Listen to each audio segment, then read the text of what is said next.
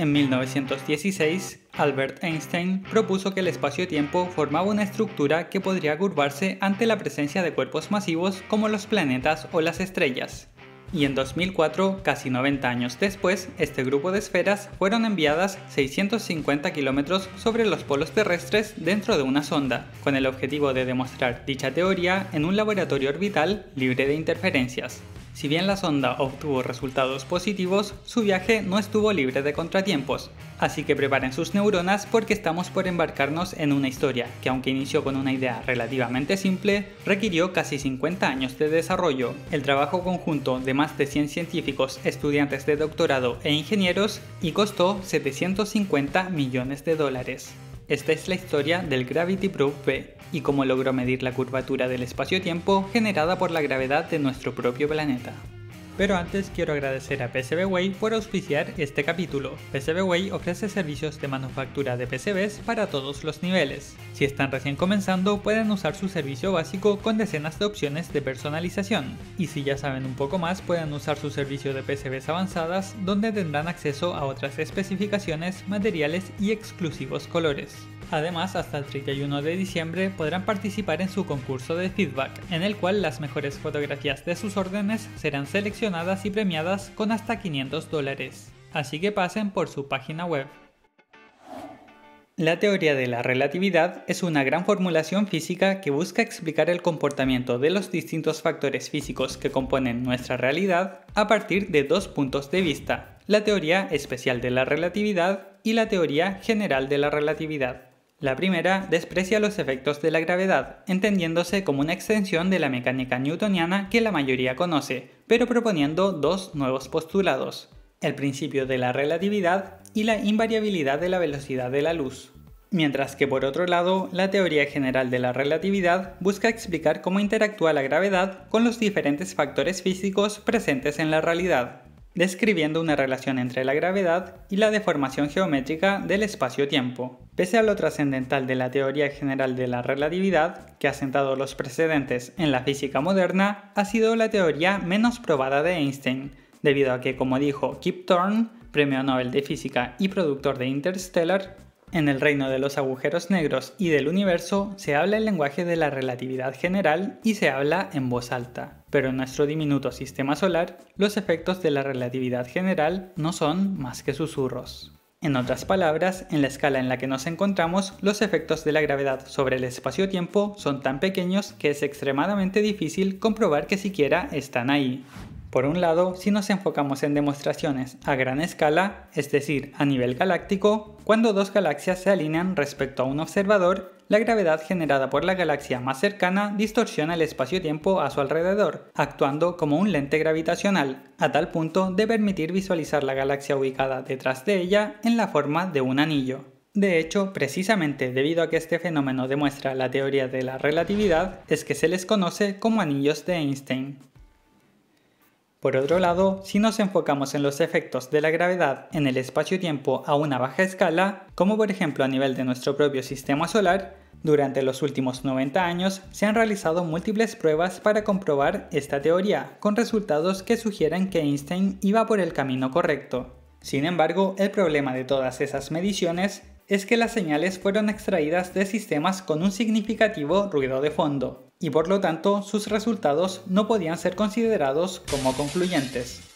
Para eliminar todo tipo de interferencia en las mediciones y obtener de una vez por todas la confirmación de que la gravedad era capaz de curvar el espacio-tiempo incluso a escalas más pequeñas, es que en 1959 se propone la misión espacial conocida como Gravity Probe, el cual tenía como objetivo el verificar dos efectos derivados de la teoría de la relatividad general, el efecto geodésico y el frame dragging. En primer lugar, el efecto geodésico predice que un cuerpo masivo y su correspondiente gravedad generarán una curvatura en el espacio-tiempo. Una forma de visualizar este fenómeno es imaginando el espacio-tiempo como un material elástico, el cual, en ausencia de la gravedad, permanece perfectamente plano. Pero al ser afectado por la gravedad de un cuerpo masivo como lo sería nuestro propio planeta o una estrella, este es curvado, siendo esta curvatura del espacio-tiempo la responsable de que objetos como la Luna orbiten el planeta Tierra, y estos a su vez orbiten alrededor del Sol. Por otro lado, el frame dragging, el cual fue postulado por los físicos austriacos Joseph Lenz y Hans Stirring 2 años después de la publicación de la teoría general de la relatividad, plantea que además de la deformación del espacio-tiempo generada por el cuerpo masivo en sí mismo, este también es arrastrado cuando dicho objeto se encuentra en rotación. Entendiendo esto, al fin podemos hablar de los detalles de la misión y cómo exactamente se esperaba demostrar que dichos efectos existían en la realidad. El principio del experimento se basa en la conservación del momento angular, la cual, como vimos en un capítulo anterior sobre giroscopios, nos decía que un objeto en rotación posee un momento angular representado por un vector en la dirección de su eje de rotación, y que a su vez este momento angular se mantendrá constante si no hay fuerzas que generen un torque sobre el objeto en rotación, un fenómeno que podemos ver en objetos comunes como por ejemplo un trompo, el cual es capaz de mantener una posición vertical al encontrarse girando, pero se vuelve inestable una vez que pierde velocidad y su momento angular disminuye. De esta forma, en teoría, si hiciéramos girar un objeto como esta esfera, elimináramos todo torque o interferencia que pudiera afectar su momento angular y luego lo hiciéramos orbitar alrededor del planeta Tierra, podríamos medir la curvatura del espacio-tiempo. Como exactamente, si hiciéramos orbitar esta esfera alrededor de la Tierra e ignoráramos todo lo que hemos hablado hasta el momento sobre la teoría de la relatividad, lo que debería ocurrir es que el momento angular debería apuntar siempre exactamente en la misma dirección. Sin embargo, si la teoría de la relatividad es aplicable a nuestra escala y la gravedad de nuestro planeta es capaz de curvar el espacio-tiempo, entonces, desde nuestra perspectiva, el momento angular se vería modificado, pues desde la perspectiva de la esfera, ésta habría recorrido una menor distancia. Lo sé, seguramente en este momento les están explotando las neuronas. Utilizando un ejemplo que el mismo Kip Thorne presentó en una conferencia relacionada al Gravity Probe, una forma de visualizar los resultados esperados de este experimento es graficar la dirección del giroscopio sobre un plano, el cual representa el espacio-tiempo sin ser curvado y por lo tanto apuntará siempre en la misma dirección. De esta forma, al considerar que nuestro planeta curva el espacio-tiempo a su alrededor, este mismo papel se convierte en algo similar a un cono, es decir, deberíamos cortar una pequeña parte de él y unir sus extremos, con lo cual la distancia recorrida por el giroscopio se vuelve ligeramente más pequeña que si no hubiera gravedad, generando a su vez un desfase en la dirección del giroscopio. Un detalle importante de la misión, tal como mencioné previamente, es que pretendían medir el efecto geodésico y el frame dragging, cada uno de los cuales curvaría el espacio-tiempo de una manera distinta, dificultando diferenciar qué parte de la desviación del giroscopio correspondería a cada uno de ellos. Por suerte, la solución fue bastante simple e ingeniosa. La forma de separar los efectos fue hacer que los giroscopios siguieran una órbita polar, es decir, una trayectoria perpendicular al eje de rotación de la Tierra. De esta forma, al analizar el desplazamiento de la dirección del giroscopio con respecto a la dirección original, la deformación generada por el frame dragging se relacionaría únicamente al desplazamiento ortogonal al plano orbital del satélite, mientras que la deformación generada por el efecto geodésico se relacionaría únicamente al desplazamiento paralelo al plano orbital del satélite. En esta última parte, la dirección original del giroscopio que se usará como referencia posee una gran relevancia, pues sin ella no podemos medir el desplazamiento. Sin embargo, mantener un punto de referencia en un experimento que está tratando de demostrar la distorsión del espacio-tiempo no es algo trivial. Para solucionar esto, se integró un telescopio que apuntaba a una estrella lejana, la I.M. Pegasi, utilizándola como guía para mantener una orientación estable de la sonda durante toda la misión, es decir, aproximadamente 16 meses, periodo durante el cual daría más de 6.000 órbitas alrededor de la Tierra. Llegado a este punto, saber qué es lo que se quiere medir y cómo medirlo es solo la mitad del trabajo, pues de poco sirven todos los cálculos teóricos y planificación si los instrumentos no son suficientemente precisos. Todos estos experimentos mencionados estaban bajo el supuesto de que el giroscopio a utilizar no sería afectado por ningún tipo de torque o interferencia que pudiera cambiar su momento angular, asegurando que cualquier cambio en su dirección corresponda únicamente al efecto de la gravedad. Obviamente esto solo sería posible en la teoría, pero eso no detuvo a los desarrolladores de este proyecto en hacer su mejor esfuerzo para acercarse a dicho objetivo. Al inicio del video mencioné que el giroscopio del Gravity Probe era el más preciso realizado por el hombre al momento de la misión, pero ¿qué tan preciso exactamente? La precisión de un giroscopio en realidad hace referencia a la estabilidad de su momento angular y se mide mediante una tasa de desvío, es decir, cuántos grados de variación angular se tienen en un cierto periodo de tiempo. Para que se hagan una idea del nivel de perfección de los giroscopios del Gravity Proof B, su tasa de desvío era de más de 10 órdenes de magnitud menor que la del mejor giroscopio láser disponible en ese momento. Es decir, una tasa de desvío 10 billones de veces menor. Puede parecer exagerado, pero era totalmente necesario llegar a esos niveles de perfección para ser siquiera capaz de detectar los efectos geodésico y de frame dragging. La forma en que se logró llegar a este nivel de precisión absurdamente alto fue utilizando estas esferas de cuarzo del tamaño de una pelota de ping pong,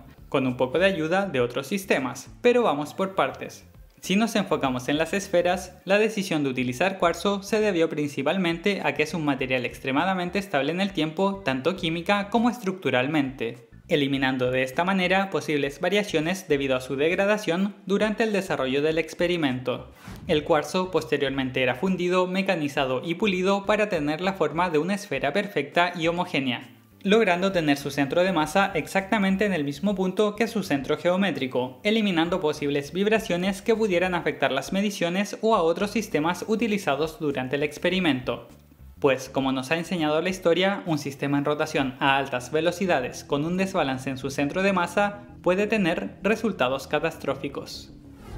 Esta esfera de cuarzo fue recubierta con una delgada capa de niobio, un material que a bajas temperaturas se convierte en un superconductor, siendo vital para el funcionamiento del sistema debido a dos razones que explicaré en unos momentos. Cada una de estas esferas era cubierta por dos piezas de cuarzo realizadas con niveles de precisión similares, logrando que el espacio entre estas piezas fuera de apenas 31 micrómetros.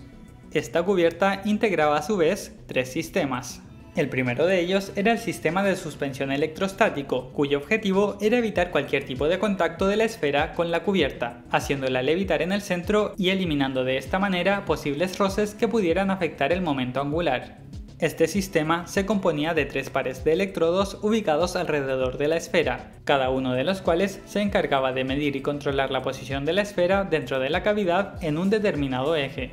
Un proceso que se realizaba a una frecuencia de 37.000 veces por segundo y que era posible gracias a que el niobio ofrecía una capa de material conductor que pudiera ser afectada por campos eléctricos. El segundo sistema integrado en la cubierta era el encargado de hacer girar la esfera hasta una frecuencia de 80 revoluciones por segundo al inicio del experimento, para generar el momento angular del que tanto hemos hablado. Este se componía de dos ductos, uno por el cual entraba el gas a presión en el pequeño espacio disponible entre las esferas y la cubierta, haciéndolas girar, y otro por el cual el gas era extraído.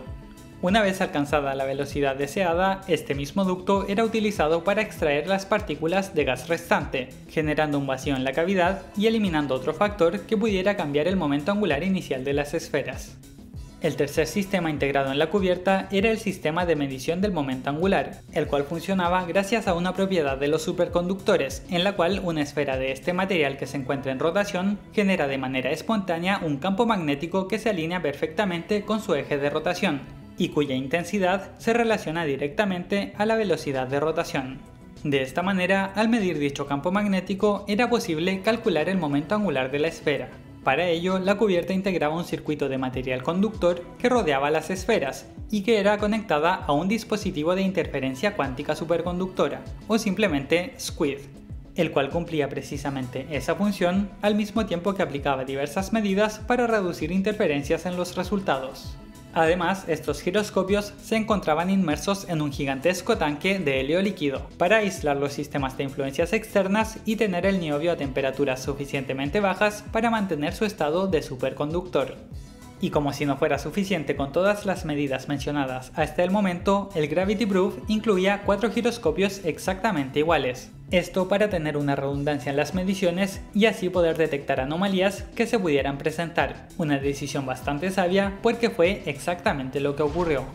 Los giroscopios se vieron afectados por múltiples imprevistos, siendo el más notable uno que hacía que ocasionalmente las esferas tuvieran cambios aleatorios en su orientación, obligando a los científicos a cargo del proyecto a extender la misión para tomar datos extra de qué estaba generando estos problemas, además de requerir años de análisis para asegurarse de que los cálculos hechos consideraban todas las variables del experimento.